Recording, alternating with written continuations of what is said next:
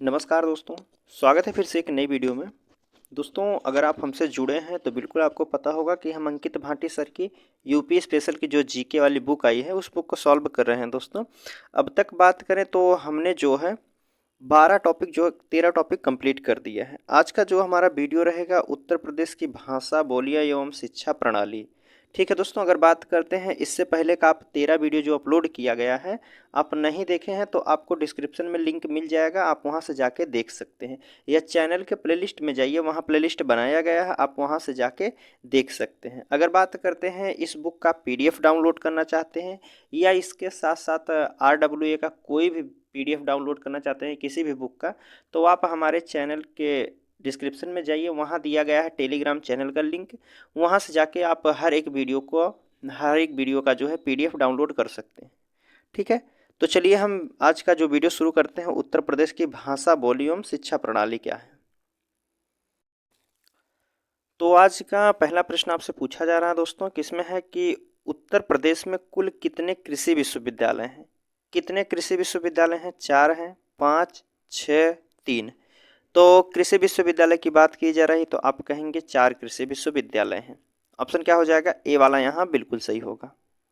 चलिए दूसरा प्रश्न देखते हैं। अब हम दूसरे प्रश्न में आपसे पूछा जा रहा है, निम्नलिखित में से किस विश्वविद्यालय की स्थापना 1916 में हुई थी। 1916 में किस विश्वविद्यालय की स्थापना हुई थी? इलाहाबाद विश्वविद्यालय, कोलकाता विश्वविद्यालय, बनारस हिंदू विश्वविद्यालय या फिर अलीगढ़ मुस्लिम विश्वविद्यालय।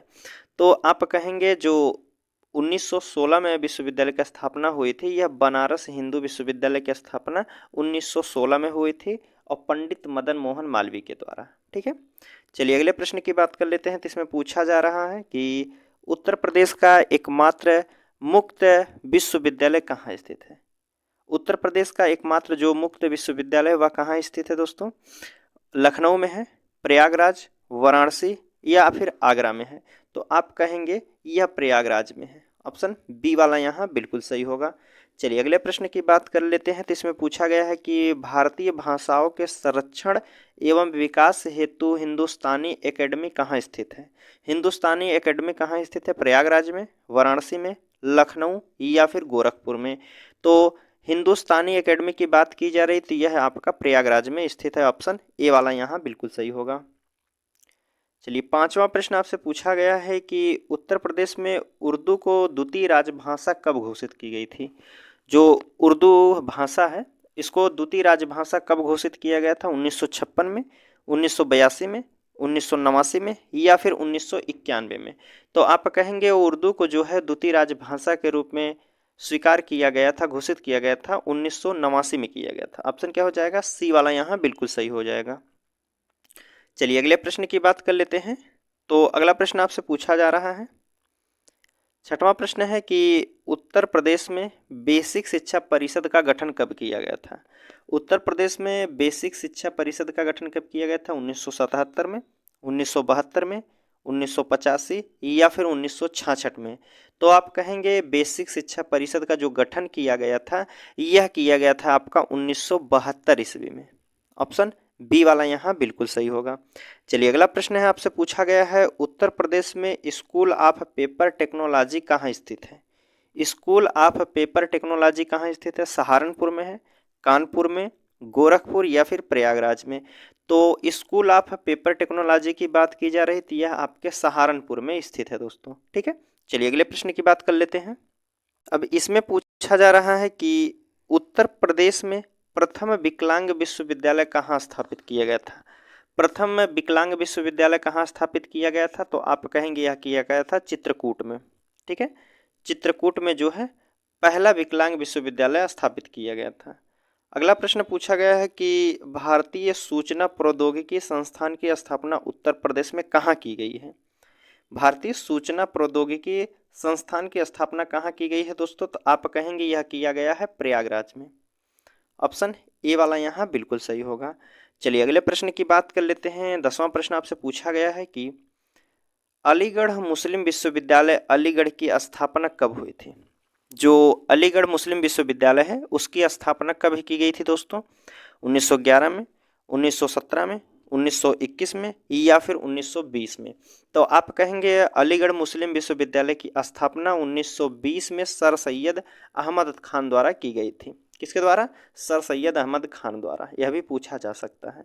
चलिए अगला प्रश्न पूछा गया है कि उत्तर प्रदेश में शिक्षा मित्र योजना कब शुरू की गई थी?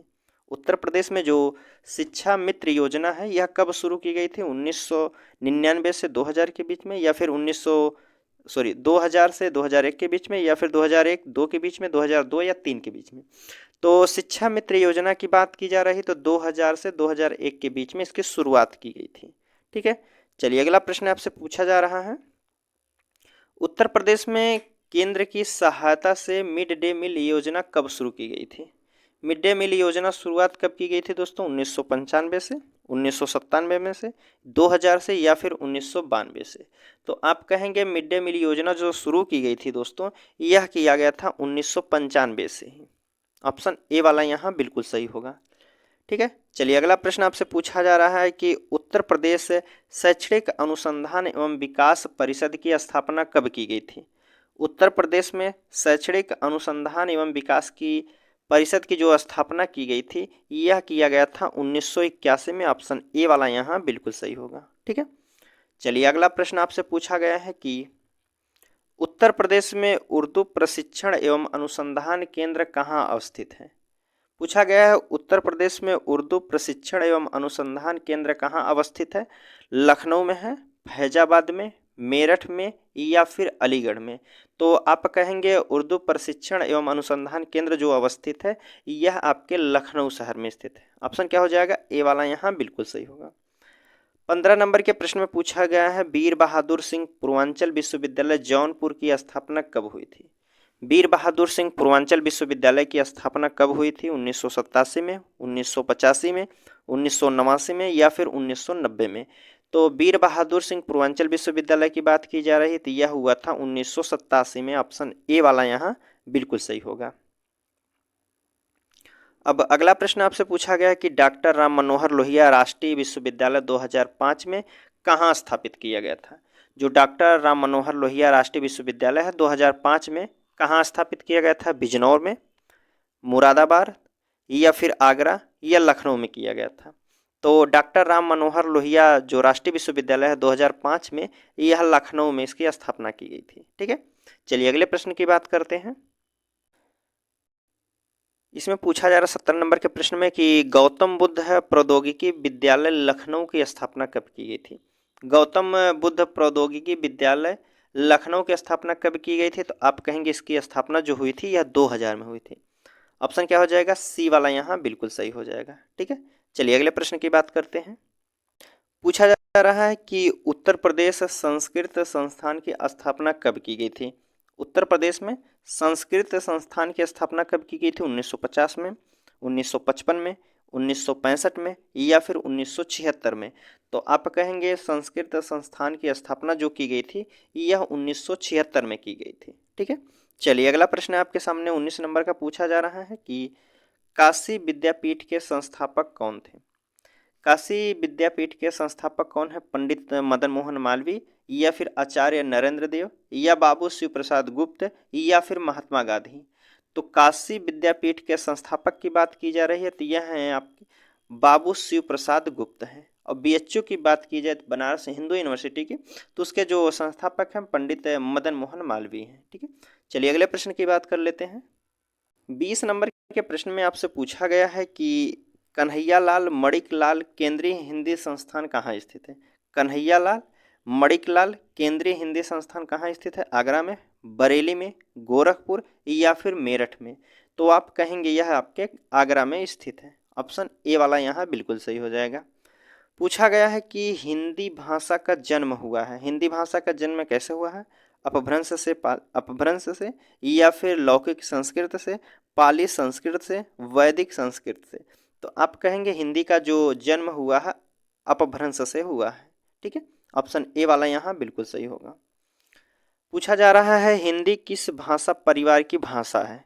हिंदी किस भाषा परिवार की भाषा है? भारोपीय है, द्रविड़ है, ऑस्ट्रिक है, या फिर चीनी तिब्बती है? तो आप कहेंगे हिंदी भाषा जो है भारोपी परिवार की भाषा है। ऑप्शन ए वाला यहाँ बिल्कुल सही हो जाएगा। पूछा गया है निम्नलिखित में से कौन सी बोली अथवा भाषा हिंदी के अंतर्गत नहीं आती है। इनमें से कौन सी बोली या भाषा जो कि हिंदी के अंतर्गत नहीं आती। कन्नौजी नहीं आती, बांगरू, अवधी, तेलुगु। तो आप कहेंगे हिंदी भाषा के अंतर्गत तेलुगु भाषा नहीं आती है। ठीक है, ऑप्शन डी वाला यहाँ बिल्कुल सही हो जाएगा। ठीक है, चलिए अगले प्रश्न की बात कर लेते हैं। पूछा जा रहा है निम्नलिखित बोलियों में से कौन सी बोली उत्तर प्रदेश में सामान्यतः नहीं बोली जाती है। इनमें से कौन सी बोली है जो उत्तर प्रदेश में नहीं बोली जाती। अवधी, ब्रज, मैथिली, खड़ी बोली। तो आप कहेंगे मैथिली जो है यह उत्तर प्रदेश में नहीं बोली जाती है। मैथिली जो है बिहार के कुछ क्षेत्रों में बोली जाती है। ठीक है, चलिए अगला प्रश्न है निम्नलिखित में से कौन सी बोली उत्तर प्रदेश में बोली जाती है। इनमें से कौन सी बोली है उत्तर प्रदेश में बोली जाती है। बांगरू है, हड़ौती है, बुंदेली है, मेवाती है। तो आप कहेंगे जो उत्तर प्रदेश में बोली जाती है इनमें से भाषा जो है यह बुंदेली है। ठीक है, सुभद्रा कुमारी की एक कविता है कि बुंदेलों के मुंह हमने सुनी कहानी थी, सुने आप लोग, खूब लड़ी मर्दानी वह तो झांसी वाली रानी थी। ठीक है, तो बुंदेली कहाँ है, उत्तर प्रदेश में बोली जाती है। चलिए अगला प्रश्न आपसे पूछा गया है कि निम्न में से कौन सी बोली उत्तर प्रदेश की नहीं है। इनमें से कौन सी बोली है उत्तर प्रदेश में नहीं बोली जाती। मेवाती, कन्नौजी, भोजपुरी, ब्रज है। तो कन्नौजी भी उत्तर प्रदेश में बोली जाती है, ब्रज भी बोली जाती है, भोजपुरी भी बोली जाती है, लेकिन आपकी मेवाती जो भाषा है यह राजस्थान में बोली जाती है। ठीक है, चलिए अगले प्रश्न की बात कर लेते हैं। तो इसमें पूछा गया है कि खड़ी बोली का प्रथम महाकाव्य कौन सा है। खड़ी बोली का प्रथम महाकाव्य कौन है। कमायनी है, प्रिय प्रवास है, साकेत है या फिर नीरजा है। तो आप कहेंगे खड़ी बोली का प्रथम महाकाव्य जो है प्रिय प्रवास है। इसके लेखक की बात की जाए तो अयोध्या सिंह उपाध्याय हैं। ठीक है, चलिए अब अगला प्रश्न आपसे पूछा गया है कि मथुरा और वृंदावन में प्रमुखतः कौन सी भाषा बोली जाती है। मथुरा और वृंदावन के क्षेत्र में कौन सी भाषा बोली जाती है। संस्कृत, ब्रज भाषा, मारवाड़ी या फिर मराठी। तो आप कहेंगे मथुरा और वृंदावन में जो बोली जाती है यह ब्रज भाषा बोली जाती है। ठीक है, चलिए अगला प्रश्न पूछा गया है कि बोली व बोली क्षेत्र से संबंधित गलत युग्म का चयन कीजिए। कौन सी बोली जो है गलत क्षेत्रों से मिलान की गई ये हमसे पूछा गया है। कन्नौजी आगरा में बोली जाती है, पहला ही गलत दे दिया दोस्तों। कन्नौजी आपकी आगरा में नहीं बोली जाती। कन्नौजी जो है आपकी इटावा, फर्रुखाबाद, कानपुर इन क्षेत्रों में बोली जाती है। तो ऑप्शन पहला ही वाला यहाँ सही हो जाएगा। चलिए अगला प्रश्न आपके सामने दिया गया है कि जनपद व बोली के असंबंध युग की पहचान कीजिए। जनपद व बोली असंबंध युग की पहचान करना दोस्तों। भोजपुरी रामपुर में बोली जाती है, खड़ी बोली बागपत में, अवधी बहराइच में, ब्रज बोली बदाऊं में। तो आप कहेंगे जो असंबंध है यह आपकी जो भोजपुरी है यह रामपुर में नहीं बोली जाती है। भोजपुरी आपके बलिया, गोरखपुर, देवरिया, आजमगढ़, जौनपुर इन क्षेत्रों में बोली जाती है। चलिए अगले प्रश्न की बात कर लेते हैं। इसमें पूछा जा रहा है कि किस क्षेत्र की बोली को काशिका कहा जाता है। किस क्षेत्र की बोली को जो है काशिका कहा जाता है। भीलवाड़ा की, दिल्ली की, वाराणसी की या फिर सूरत की। तो कहा गया है काशिका। वाराणसी की जो बोली है उसे काशिका कहा जाता है दोस्तों। ठीक है, चलिए अगला प्रश्न पूछा गया है निम्नलिखित में से कौन सी बोली उत्तर प्रदेश की नहीं है। इनमें से कौन सी बोली है जो उत्तर प्रदेश की नहीं है दोस्तों। तो आप कहेंगे कन्नौजी भी बोली जाती है, ब्रज भाषा भी बोली जाती है, खड़ी भाषा भी बोली जाती है, लेकिन जयपुरी जो है यह नहीं बोली जाती है, यह राजस्थान की बोली जाती है पूर्वी क्षेत्रों में। ठीक है, चलिए अगले प्रश्न की बात कर लेते हैं।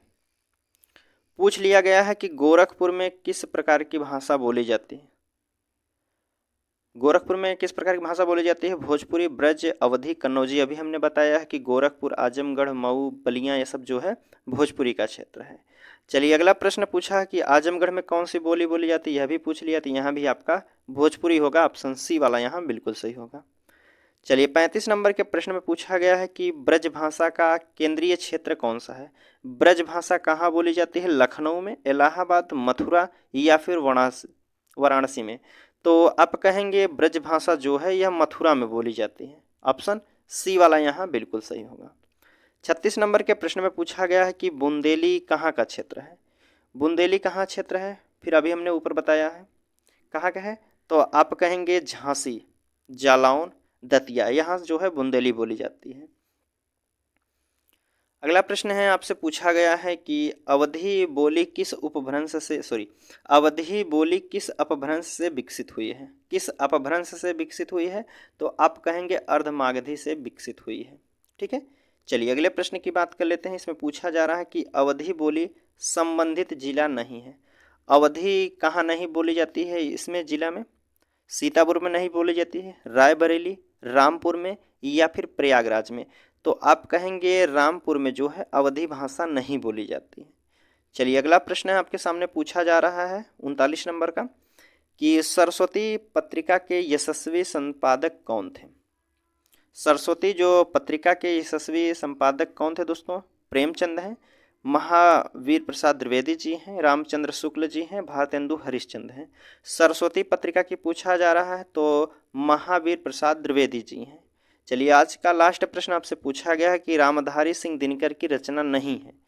रामधारी सिंह दिनकर की रचना कौन सी नहीं है? तो आप कहेंगे उर्वशी, रेणुका, रश्मि रथी जो है रामधारी सिंह दिनकर की रचना है, लेकिन स्वर्णभूति जो है यह रामधारी सिंह की दिनकर की जो है रचना नहीं है। ठीक है दोस्तों, तो हमारा प्रश्न जो है आज का यहीं समाप्त होता है। वीडियो आपको कैसी लगी है आप कमेंट में ज़रूर बताइएगा दोस्तों।